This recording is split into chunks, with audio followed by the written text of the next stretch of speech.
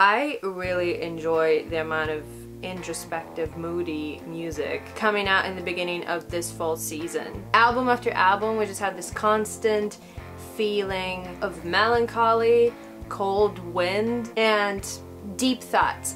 Keep them coming. I'm so tired of summer sounding albums at this point. Today I'm gonna be talking about a brand new release by Dominic Maker and Kai Campus, better known to the public as MOUNT KIMBIE, an electronic duo immersed into the British and worldwide scene around the post-dubstep boom days and staying for good due to their interesting dance music approach, cool collab choices, and not Russian mediocre electronic music releases. 3 albums in 7 years coming from MOUNT KIMBIE feel just so right. I won't really get into the previous work now, just gonna say that their stuff always interests me. They have a lot of uniqueness about what they do, at least to my ear, and they stay very humble and very underground, I'd say, being very successful and known.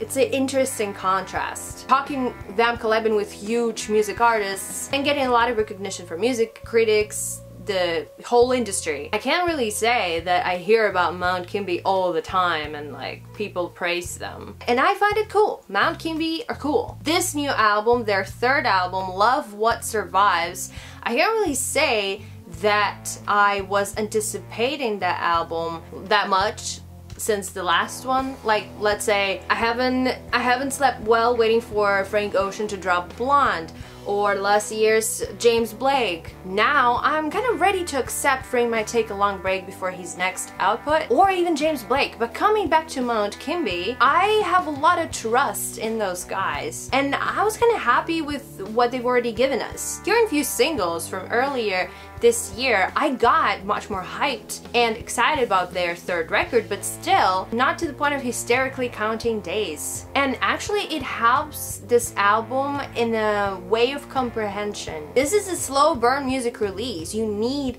a little bit of patience and peace of mind to really seriously take it in.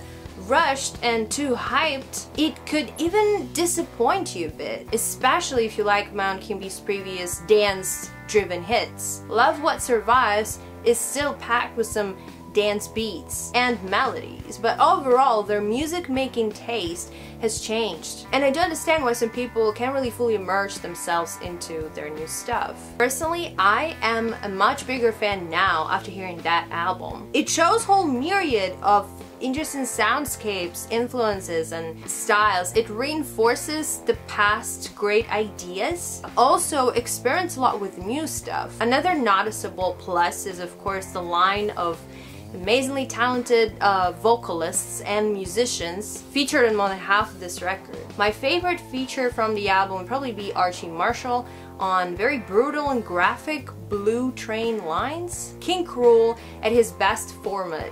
Singing, rapping, screaming, whether happy, desperate, in pain, angsty, mad, I don't even know, over this fastly paced, rushing hour, life-passing, inspired beat. It's quite chaotic, an adjective with what you could probably describe most of this record. This song reminds me a lot of great indie rock hits from the UK around mid-2000s. Think Block Party or Jamie T. Sometimes that instrumental also brings out something Radiohead-ish to me. I feel like all of those bands, they use this rushed atmosphere to present their emotions through songs. The King Cruel feature track pairs up beautifully with my another favorite on the album, the opener track, 4 Years in One Day. I like how the beginning of this track tricks you to believe that this is another post-dubstep, field related club piece. But then the drum beat appears and this vision just vanishes away. Is this crazy racing track? Delta also adds to the bunch with its either rat-a-tat, Johnny Foreigner, or like idealism era of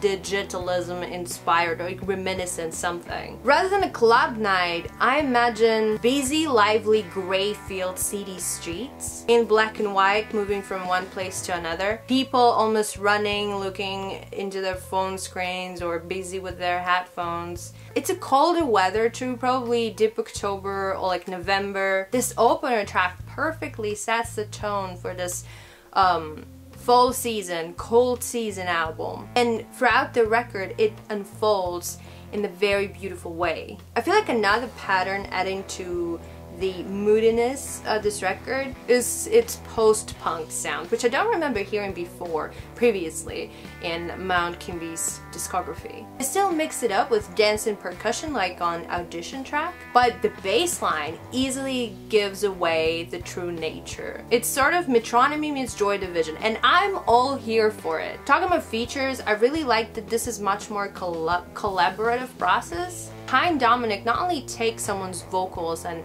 blend it through carefully with their deliberate instrumentals, but they also get influenced by the artist's guests. Marilyn is a great example because I think it takes a lot of original Mikachu's sound, her style. This song made me realize how much I actually miss Mikachu. Andrea Valenci beautifully fits up. For You Look Certain I'm Not So Sure, which made me think about more female guest vocalists appearing on Mount Kimbie's tracks in the future, potentially. That'd be quite great. But not all the features really make this album that special. I'm slightly conflicted with both James Blake tracks. Don't get me wrong, I love James Blake and his collabs with Mount Kimbie. All of them come from kind of the same field of music, and they do have a lot of things in common. And those two tracks on the album are not terrible in any way, but they're also not the strongest points on the record, in my opinion. But this album, Mount Kimbie definitely got inspired by Blake's latest stuff to a certain extent. I do like the dreariness and how we get by, especially this cold menacing piano, and James sounds quite incredible on there. We Get Home Together has some interesting ideas, like the sampling reminded me of Francis and the Lights for some reason, just a bit, or that sudden organ instrumentation in the end. And it's not that extraordinary to make those two tracks really stand out. Experimentation on this album goes quite far, but also stays in the